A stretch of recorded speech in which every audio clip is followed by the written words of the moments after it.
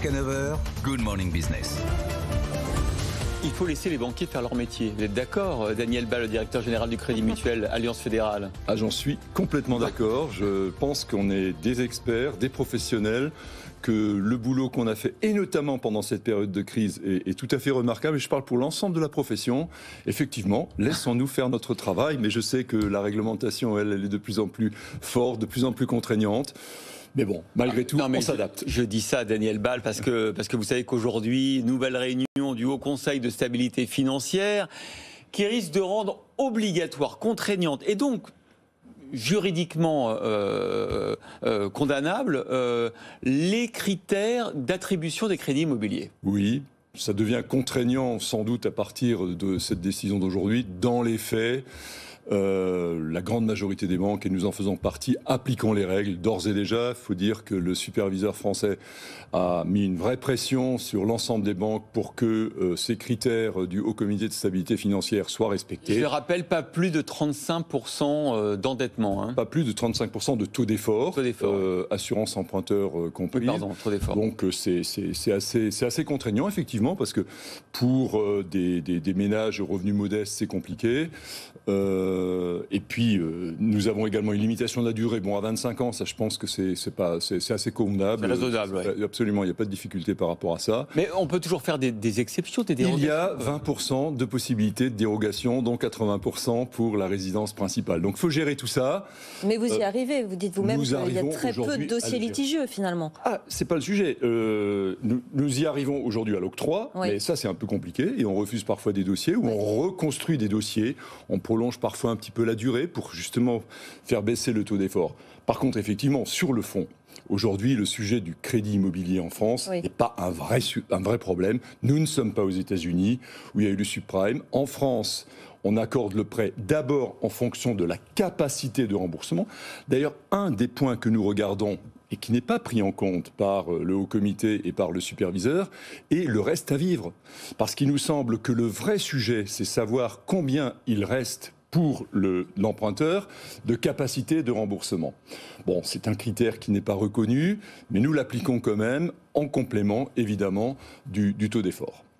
Comment va l'économie française? Parce que je sais que vous êtes reparti, comme souvent, au contact et de vos clients et de vos salariés pour savoir comment se passe la reprise économique. On a des bonnes nouvelles, hein, 6,3% de croissance, nous dit la Banque de France pour cette année, 3,7% l'an prochain. Les entreprises n'ont jamais eu autant de trésorerie sur leur compte en banque. C'est bon pour vous, ça aussi? Pas forcément, ça, non. Bon, parce que vous devez payer absolument à la Banque de France des taux d'intérêt. À la BCE, oui. Mais tout va bien ou pas? Ou il y a des zones de fragilité, d'inquiétude? Non, dire que tout va bien, serait excessif. Bon, le moral va bien. Je peux dire, j'ai rencontré énormément de nos équipes dans diverses régions françaises et je continue la semaine prochaine.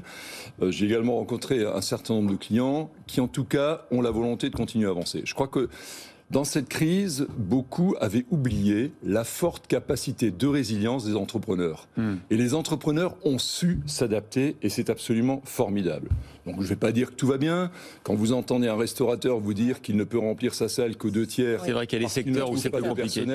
Dans l'industrie aéronautique, c'est sans doute pas encore bien. Je pense qu'on est à près 2/3 de la capacité aujourd'hui.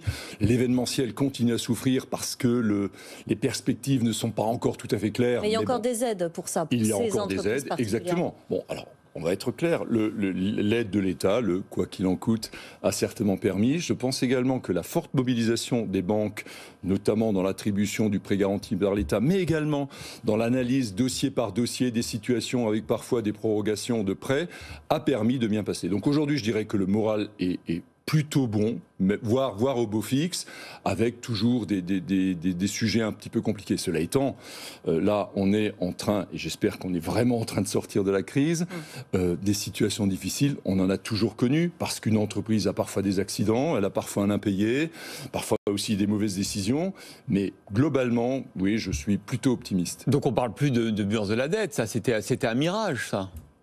Ah ben j'y ai jamais cru pour les entreprises. Hein. D'ailleurs, on le voit aujourd'hui sur le remboursement des prêts garantis par l'État. Certains ont déjà remboursé. La quasi-totalité ont fait le choix de le rembourser sur 4 ans. C'est pas une inquiétude pour nous.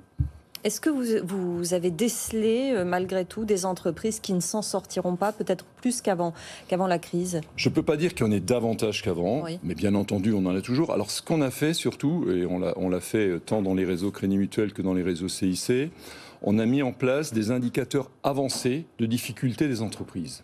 Ce qui nous permet, et ça c'est très intéressant, ce qui permet à nos chargés de clientèle de rencontrer le plus possible en amont les chefs d'entreprise concernés pour analyser, pour regarder avec eux quelles sont les situations difficiles et quelles sont les solutions surtout que nous pouvons apporter.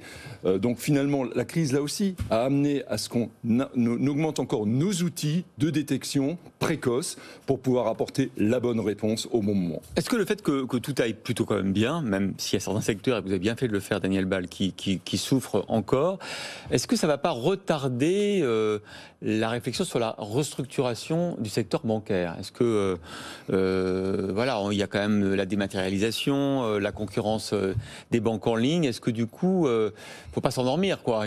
Non, nous on le sait, dans notre plan stratégique, qui est un plan stratégique de développement, c'est aussi un plan stratégique de transformation. On met en œuvre tous les outils. Franchement, on a beaucoup progressé dans le numérique.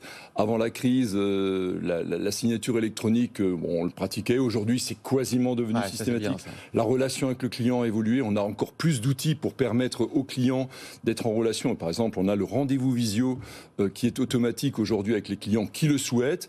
Donc non, la banque doit continuer à s'adapter. Cela étant, lorsqu'on dit que la banque de demain sera très différente, elle sera différente par un certain nombre d'outils. Elle doit rester par contre une banque d'abord relationnelle. Et pour nous, c'est essentiel. La relation de confiance que nous avons avec nos clients, c'est le fondement de l'activité de la banque. Nous faisons crédit. Crédit, ça veut dire confiance. Et cette relation de confiance, pour nous, c'est l'essentiel. Merci beaucoup, Daniel Bal, d'être venu ce matin sur notre plateau dans Good Morning Business.